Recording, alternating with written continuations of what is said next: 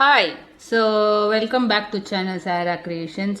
இது வந்து போன வீடியோக்கான கண்டினியூஷன் நாங்கள் போடுறோம்னு சொன்னதுனால திரும்பி இந்த வீடியோவில் இந்த கண்டினியூஷனாக போடுறோம். போன வாரம் வந்து சொன்னதுக்கு வந்து ஸ்தல சயன பெருமாள், அது வந்து மகாபலிபுரத்தில் 63வது திவ்ய தேசம். இந்த வாட்டி வந்து சரி நான் ப்ராப்பர்ட்டி வாங்கிட்டேன், இப்போ அடுத்தது என்னோட ஆக்டிவிட்டி என்ன அப்படின்னு நீங்கள் பார்த்தீங்கன்னா கல்யாணம் இல்லை, கடலில் குதிக்கிறது. கடலில் குதிக்கிறதுன்றது சம்சார சாகரம். ஆமாம், சில பேருக்கு நல்லதாக முடியலாம், சில பேருக்கு வந்து ஜாலியாக இருக்கலாம், சில பேருக்கு வந்து அப்பா என்னடா இது ஆழ்கடலாக இருக்கும். சரி எதுவாக இருந்தாலும் என்ன, ஆமாம் அதனால கல்யாணம் பண்ணியிருந்தேன். ஆமாம், it's entire cycle of the life. வேண்டான்னு சொல்கிறவங்களுக்கு இது ஒரு அட்வைஸு, வேணும் அப்படின்னு சொல்கிறவங்களுக்கு இன்னும் கொஞ்சம் பெட்டராக நீங்கள் வந்து வாழ்க்கையை வாழறதுக்கான ஒரு பாத்வே தான், ஒரு கமிட்மெண்ட். எதுவோ என்னடா வாழ்க்கைன்றதை விட ஒரு கமிட்மெண்ட்டில் சண்டை, ஹாப்பினஸ்ஸு அண்டு ஒரு கம்ப்ளீஷன்னு அப்படி இருக்கிறது வந்து இது. ஸோ இப்போ வந்து திருவடந்தை அப்படின்ற கோவில் வந்து நிறைய பேருக்கு வந்து ரொம்ப அதான் ரொம்ப வருஷமாக இருக்கிற நம்பிக்கை இது. ரீசெண்டாக கூட வந்து எங்கள் ரிலேஷனில் ஒருத்தவங்க வந்து சொன்னாங்க. ஸோ அதை பற்றி தான் எங்கள் அம்மா இப்போ எக்ஸ்பிளைன் பண்ண போகிறாங்க. வாங்க வீடியோக்குள்ளே இல்லை கடலுக்குள்ளே குதிக்கலாம். நமஸ்காரம், நான் சொன்னல ஸ்ரீராமன். போன வீடியோவில் வந்து 63வது திவ்ய தேசமான ஸ்தலசயன பெருமாளை பார்த்தோம். இப்போ 62வது திவ்ய தேசமான திருவடந்தையை பற்றி பார்க்குறோம். என்னடா டிசெண்டிங் ஆர்டர் வரங்களேன்னு நினச்சிக்காதுங்க. முதல்ல ஸ்தலசயன பெருமாளுக்கு போனோம், அப்புறம் on the way returning home வந்து இவரை பார்த்தோம். இந்த வந்து வராகசுவாமி அப்பா திருவடந்தை, திருன்னா மகாலட்சுமி, இடது பக்கத்துல ஏந்திருக்கார். அதனாலதான் திருவை இடதுபுறம் ஏந்தியதால் திருவடந்தை. வராகசுவாமி அப்பா என்னம்மா நித்திய கல்யாண பெருமாள்னா அவர் தான் நித்திய கல்யாண பெருமாள். ரொம்ப ரொம்ப நன்னா இருந்தது. அதாவது அந்த கோவிலுக்கு போகும்பொழுதே எல்லாரும் கல்யாணம் ஆனவாலும் சரி, கல்யாணம் ஆக போறவாலும் சரி, அவாவா மாலையை போட்டுன்னு வராளா, அதுவே கலகலகலான்னு இருக்கு. அங்க போய் பண்ணா நம்மளும் மென்டலா ஓ பெருமாள் நித்திய கல்யாண பெருமாள் அப்படின்னு போய் பார்த்தா அவரா கல்யாண கோலத்துல இருக்காரா, எல்லாமா சேர்ந்து ஒரே கல்யாணம் தான் போங்க. அந்த அளவுக்கு இந்த கோவிலுக்கான விசேஷத்தை பத்தி நான் உங்களுக்கு சொல்றேன். இப்ப வந்து காலவ முனிவர்னு ஒருத்தர் இருந்தாராம். அவருக்கு 360 பொம்முனாட்டி பசங்களாம்.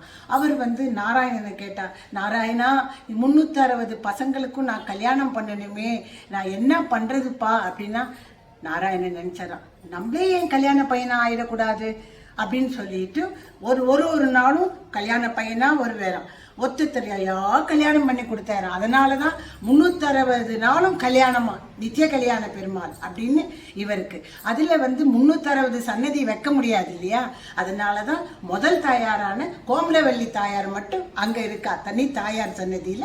பெருமாள் வந்து வராகசுவாமிக்கு இடது பக்கத்துல வந்து தாயார் வந்து ரொம்ப ஜாலியா இருக்கா. நம்ம பாத்துக்கார் நம்மளை கையில வச்சுட்டு இருக்கேன்னு அந்த 2 பேருடைய ஹாப்பினஸ் பார்க்கும்போதே தெரியுது. ஆதிசேஷன் வந்து தம்பதியரா கீழே இருக்கா. அதாவது ஆதிசேஷன்ல தான் நம்ம மாமூலா பெருமாள் இருப்பேன். ஸோ இங்கே விசேஷம் தம்பதியரோட இருக்கா 2 பேர் ஆதிசேஷன். அதனால போனா நீங்க அவளையும் பாருங்க, ஆதிசேஷன் தம்பதியரோட இருக்கா. கீழே மேல வராகசுவாமி தாயாரை வச்சுட்டு இருக்கா. இங்க ஸ்பெஷாலிட்டி என்னன்னா, ரங்கநாதரே மாப்பிள்ளை தோழனா வந்தேராம். இது போக ரங்கநாதர். ஏன்னா தாயாரோட வந்திருக்காரு. இங்க ஸ்ரீரங்கத்துல இருக்கிற ரங்கநாதர் வந்து வீர ரங்கநாதர், அங்க தாயார் பக்கத்துல கிடையாது.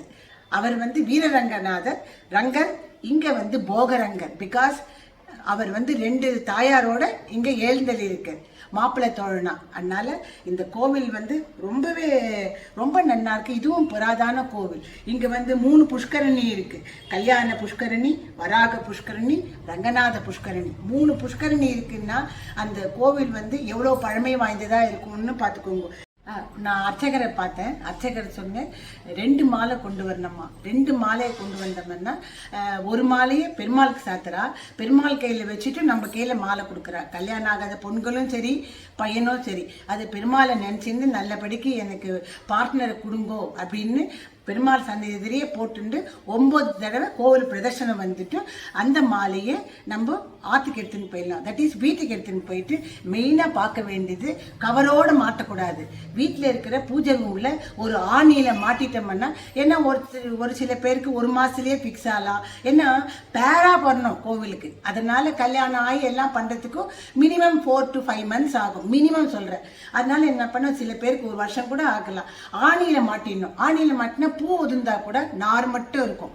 அதை பேக்கோட வைக்காத ஆணியில மாட்டிட்டு நமக்கு கல்யாணம் ஆன உடனே நம்ம தம்பதியரா அந்த மாலையில அந்த வளர்ந்து போன மாலையா இருந்தா கூட பரவாயில்ல, அதையும் போட்டுட்டு 2 மாலை வாங்கி பெருமாளுக்கு கொடுத்துட்டு நம்ம வளர்ந்து போன மாலை இருக்கு இல்லையா, அதை பின்னாடி ஒரு புன்னை மரம் இருக்கு. நார்மலா சிவன் கோவில்ல தான் புன்னை மரம் இருக்கும். இந்த ஸ்தல விருஷம் இந்த பெருமாள் கோவில்ல புன்னை மரம். அங்க பக்கத்துல ஒரு கிணறு மாதிரி இருக்கு. அதுல நம்ம பெருமாளே வாழ்க்கை நல்லபடி அமையணும்னு சொல்லிட்டு அந்த கவரோட அந்த முதல்ல கொடுத்த மாலையை அதுல போட்டுட்டு பெருமாளை சேவிச்சுட்டு வரணும்.